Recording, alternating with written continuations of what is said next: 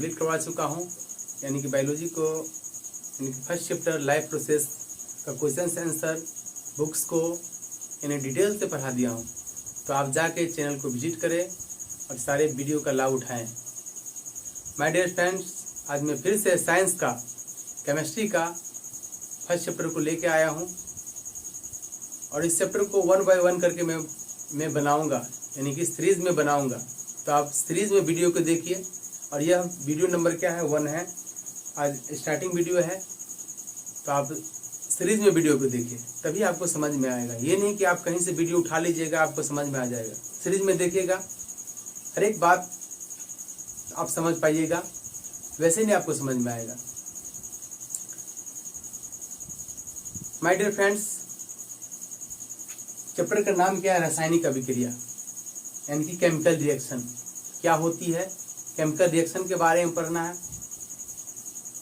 इस चैप्टर में सिर्फ अभिक्रिया के बारे में हमको पढ़ना है कि कौन कौन सा अभिक्रिया होती है, इसके बारे में हमको इस चैप्टर में पढ़ना है। इस चैप्टर को समझने से पहले एक बात हम जान लेते हैं। आप देखते होइएगा इस संसार में विभिन्न प्रकार की वस्तुएं हैं और हर एक वस्तुओं में समय के बाद परिवर्तन होता रहता है। ऐसा कोई सा थिंग्स नहीं है इस एनवायरनमेंट में जिसमें परिवर्तन नहीं हो। समय के साथ परिवर्तन होता ही है।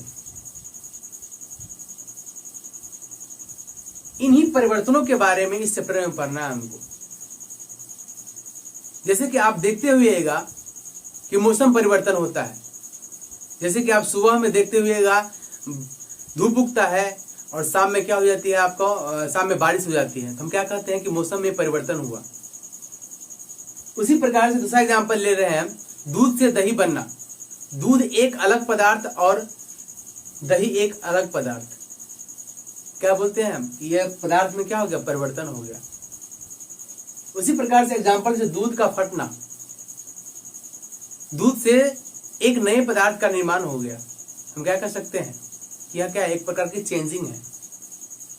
लोहे में जंग लगना, जब आप लोहे को खुले वायु में छोड़ दीजिएगा तो कुछ दिन के बादों में उसमें भूरे रंग की परत चढ़ जाती है। तुम क्या कर सकते हैं कि इस लोहा में Fe में क्या हो गया, चेंजिंग हो गया। भोजन का पचना, हमारे शरीर में भोजन जो पचता है वो भी क्या है, एक प्रकार का परिवर्तन है। बर्फ से पानी बनना क्या है, एक प्रकार का परिवर्तन है। यदि बर्फ है, बर्फ से पानी बन जाएगा तो क्या है, एक वस्तु में नए वस्तु का निर्माण हुआ। तो क्या हुआ, यह एक प्रकार का परिवर्तन है। तो माय डियर फ्रेंड्स, इस परिवर्तन को 2 तरीके से हमको पढ़ना है। आपने बचपन में पढ़ा होगा, बचपन के क्लासों में 6 के 7 के क्लासों में पढ़ा होगा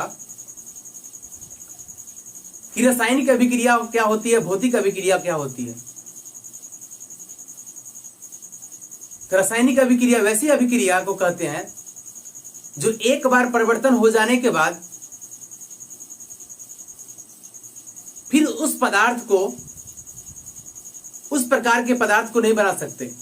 एक बार यदि परिवर्तन हो गया तो उस नए पदार्थ का निर्माण हो जाता है। आप फिर चाहेंगे उस पदार्थ को उसी पदार्थ में बनाना चाहेंगे, उसी अवस्था में लाना चाहेंगे, तो फिर नहीं आएगा। तो उस प्रकार के चेंजिंग को, उस प्रकार के परिवर्तन को हम कहते हैं रासायनिक अभिक्रिया। दैट्स सेकंड पॉइंट, भौतिक अभिक्रिया, यानी कि फिजिकल रिएक्शन किसे कहते हैं?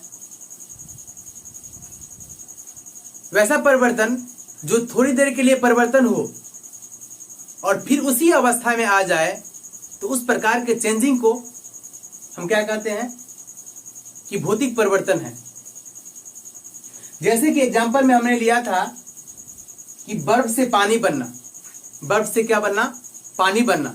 यह क्या है, एक प्रकार का भौतिक अभिक्रिया है, यानी कि भौतिक परिवर्तन है। यह कैसे भौतिक परिवर्तन है? मान लीजिए एक बर्फ का टुकड़ा है,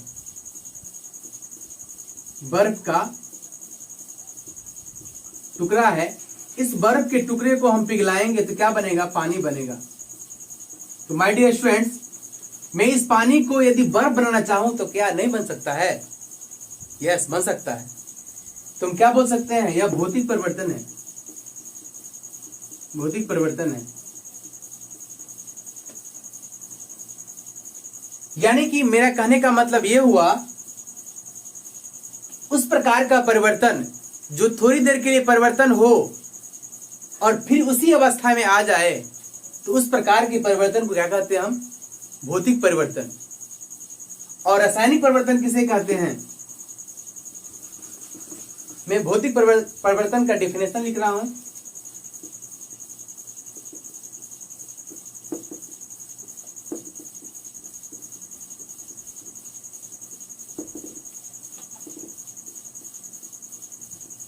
वैसा परिवर्तन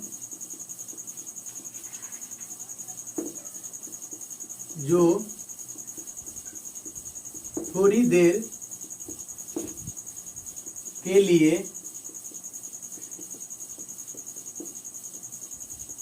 परिवर्तन हो,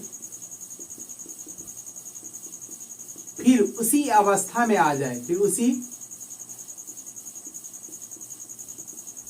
अवस्था में आ जाए,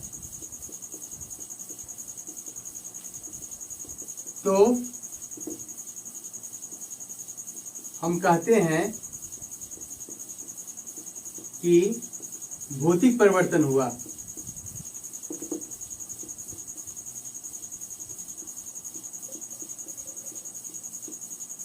भौतिक परिवर्तन हुआ।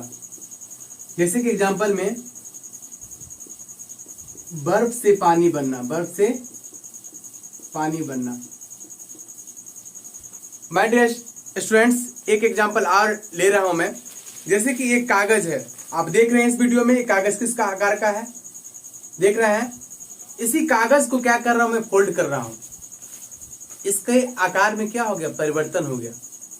फिर मैं उसी कागज को, इसके साइज को क्या कर रहा हूं मैं? चेंज कर रहा हूं। इसके साइज में क्या हो गया? परिवर्तन हो गया। अगेन दोबारा मैं चेंज कर रहा हूं, और मैं चाहूंगा इस कागज को, इस पेपर को उसी अवस्था में, सेम अवस्था में लाना चाहेंगे, तो क्या नहीं हो सकता है? हाँ, हो सकता है।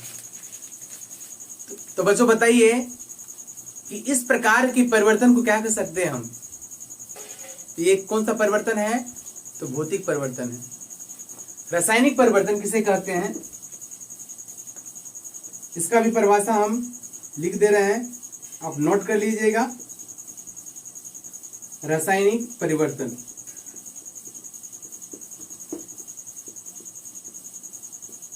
वैसा परिवर्तन जिसमें परिवर्तन होने के बाद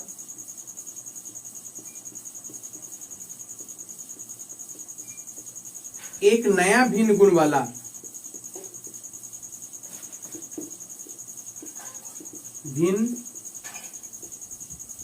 वाला पदार्थ का निर्माण होता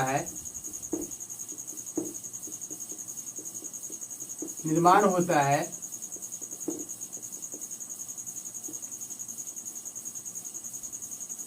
इस प्रकार के परिवर्तन को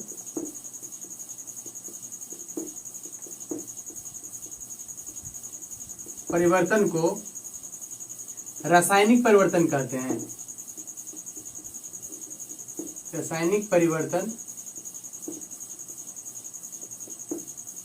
कहते हैं। तो माय डियर स्टूडेंट्स, मैं आशा करता हूं कि ये बात आपको समझ में आ गई होगी। चलिए मैं आगे बढ़ रहा हूं। जैसे एग्जांपल में देख लेता हूं, एग्जांपल क्या होती है इसका। जैसे कि दूध का फटना,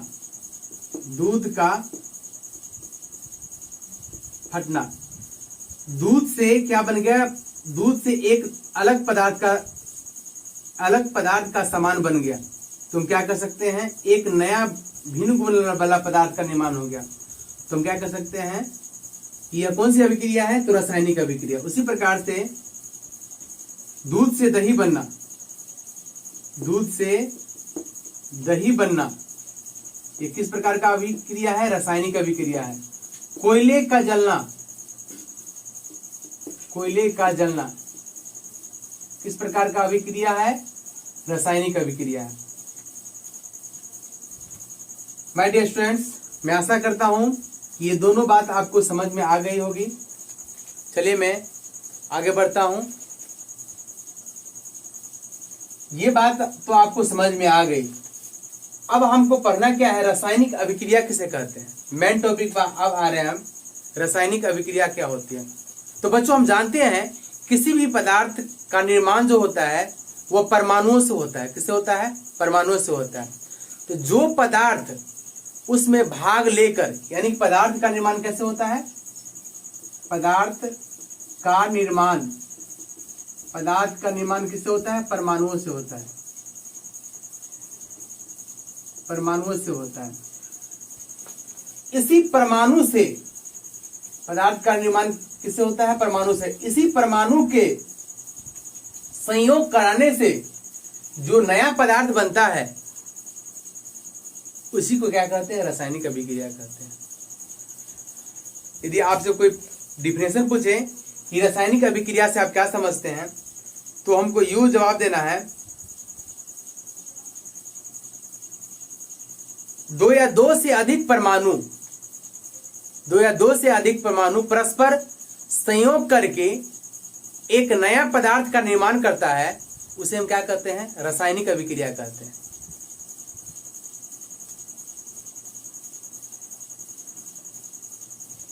या अकेले या दो से अधिक पदार्थों को एक दूसरे के साथ रिएक्शन करवाने से जो पदार्थ बनता है उसे हम क्या कहते हैं? रासायनिक अभिक्रिया कहते हैं। तो चलिए मैं डिफिनेशन को लिख रहा हूं, थोड़ा रब कर देता हूं इसको।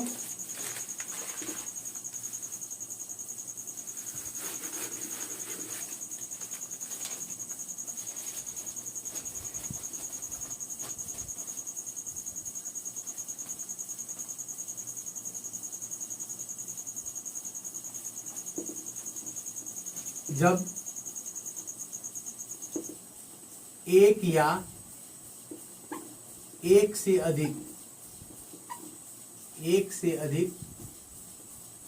पदार्थ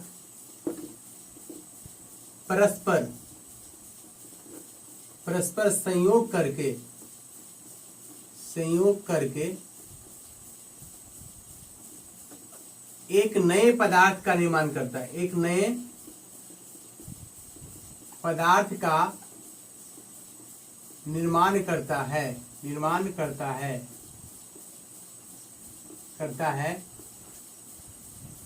जिसे रासायनिक अभिक्रिया कहते हैं। जिसे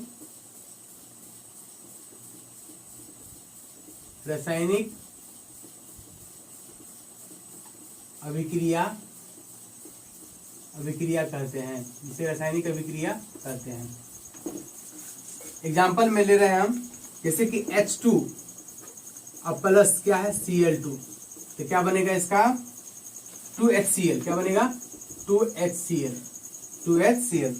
तो प्यारे बच्चों, आप समझ गए होंगे कि रासायनिक अभिक्रिया से हम क्या समझते हैं।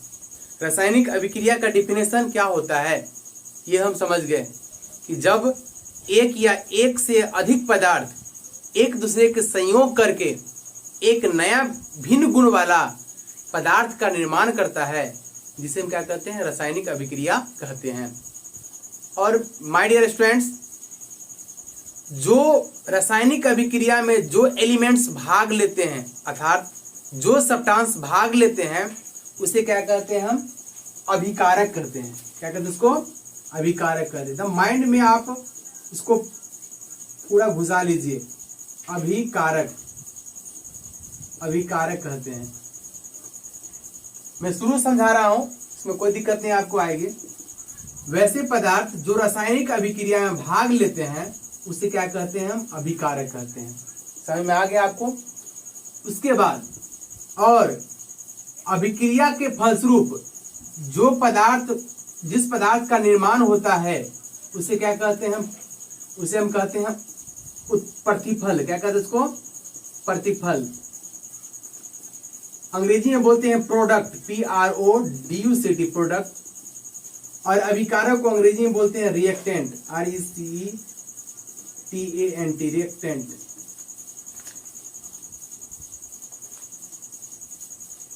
REACTANT, थोड़ा स्पेलिंग गड़बड़ हो गया है। REACTANT, रिएक्टेंट बोलते हैं। तो समझ गए कि जो सब्सटेंस केमिकल रिएक्शन में भाग लेता है उसे क्या कहते हैं? हम रिएक्टेंट बोलते हैं। और उस अभिक्रिया से जो पदार्थ बनता है उसे क्या कहते हैं? हम प्रतिफल या प्रोडक्ट कहते हैं। इतना बात आपको समझ में आ गया? अब आगे समझते हैं कि रासायनिक समीकरण क्या होता है। रासायनिक समीकरण क्या होता है इसको हम समझ लेते हैं कि रासायनिक समीकरण होता क्या है, यानी कि केमिकल इक्वेशन क्या